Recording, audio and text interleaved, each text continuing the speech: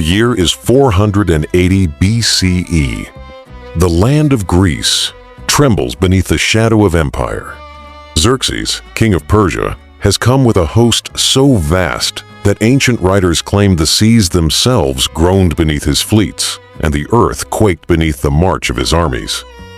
Thermopylae has fallen. Leonidas and his Spartans lie dead.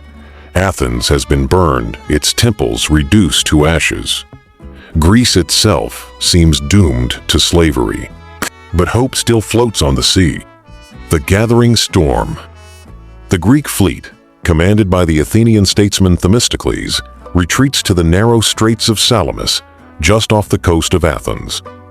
There, fewer than 400 Greek ships prepare to face the Persian navy over 200 strong. The Greeks are battered, divided, and afraid. Many argue to retreat to the Peloponnesus, to defend their homeland's last stronghold. But Themistocles knows the truth. If the fleet withdraws, Greece is lost. Only at sea, in these narrow waters, can the Persians be stopped. And so, he devises a daring gamble. The deception of Xerxes. Themistocles sends a secret message to Xerxes, pretending to betray the Greek cause. He whispers that the Greeks are planning to flee by night, panicked and divided. Xerxes seizes the bait. Eager for total victory, he orders his massive fleet to block every escape route, to trap the Greeks in Salamis and destroy them at dawn. Through the night, the Persian ships maneuver. Drums beat across the dark waters. The sea fills with the thunder of oars. But what Xerxes does not know, what he cannot imagine, is that he has been drawn into a trap. Dawn on the waters. Morning rises. The sun casts its first light on the straits of Salamis. On a golden throne upon the shore, Xerxes watches, eager to witness the annihilation of his enemies. Instead, he sees the Greek ships emerge from the mist. Row upon row of triremes sleek, three-banked warships glide forward. Their crews chant the paean, a hymn of battle. Their voices echo from the cliffs like thunder. The Greeks are not fleeing. They are advancing. The clash. The sea is narrow, the straits confined. For the Persians, with their countless ships, it is a cage. Their fleet stretches too wide, too crowded to maneuver. The Greek triremes surge forward, bronze rams gleaming at their prows. Themistocles has arranged them in tight formation, exploiting every inch of the straits. With a crash like thunder, the first ships collide. Wood shatters, bronze bites deep, and the Battle of Salamis begins.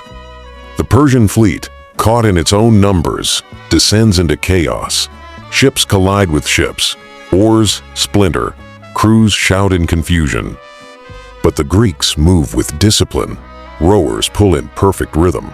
Hoplites leap onto enemy decks, clashing in brutal hand-to-hand combat. Arrows rain from the sky, but the Greeks close fast, denying the Persians the space to use their archers. The fury of battle. Everywhere the battle rages. Athenian ships spearhead the assault, fighting with the desperation of men whose homes lie in ruins. Spartan vessels hold firm, unyielding. Corinthians drive into the Persian flanks. Themistocles himself commands with brilliance, signaling maneuvers, striking where the enemy is weakest. The sea turns red with blood. Broken hulls drift on the waves. Men scream as they are thrown into the water, dragged down by the weight of their armor. The smell of salt, smoke, and death fills the air. And still, the Greeks press forward. The turning point. Among the Persians, confusion spreads. Their ships are too many, their commanders unable to control the chaos. The Phoenician squadrons, famed for their seamanship, crash into Ionian ships loyal to Persia. Allies strike allies in the disorder. Then a Greek ram tears into the Persian flagship. A surge of triumph spreads among the defenders. The great fleet of Xerxes begins to break. From his throne, the king watches in disbelief as ship after ship is smashed, burned, and sunk before his eyes. His proud navy, once the terror of the seas, becomes a graveyard of splintered timber and drowned men. The rout. By midday, the battle is decided. The Persians turn in panic, fleeing toward open water.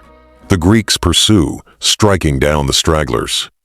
What began as a trap for the Greeks has become a disaster for Persia. Nearly 200 Persian ships are lost, for fewer than 40 Greek.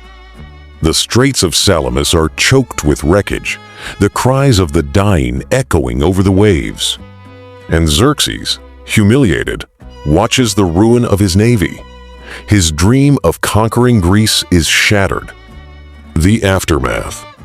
With his fleet broken, Xerxes fears his lines of supply will be cut. The great king, who came with an army to enslave Europe, retreats with the bulk of his forces. A smaller Persian host remains, only to be crushed the following year at Plataea. The Battle of Salamis is not just a victory, it is the turning of the tide. From the ashes of Athens, hope is reborn. The Greek city-states, fractured and quarrelsome, have stood together and stopped the greatest empire of the age. The legacy. Salamis is more than a naval triumph. It is a moment that changed history. For had Xerxes triumphed, Greece would have fallen. Its temples silenced, its democracy extinguished, its philosophers and poets forgotten. But at Salamis, Themistocles and his fleet preserved a spark of freedom, of art, of thought that would blaze into the legacy of Western civilization. The story of Salamis is the story of courage in the face of overwhelming odds, of unity against tyranny, of strategy and daring that turned the impossible into reality. Closing. So remember the Straits of Salamis, where the sea ran red, where oars beat like war drums, where bronze-shod rams shattered an empire's pride. Remember Themistocles, who gambled everything and won. Remember the Greeks, who sang as they rode into the jaws of death. And remember Xerxes, who watched helplessly as his fleet crumbled before his eyes. This was not merely a battle. It was a salvation. It was the day when the tides of history turned. This was the Battle of Salamis.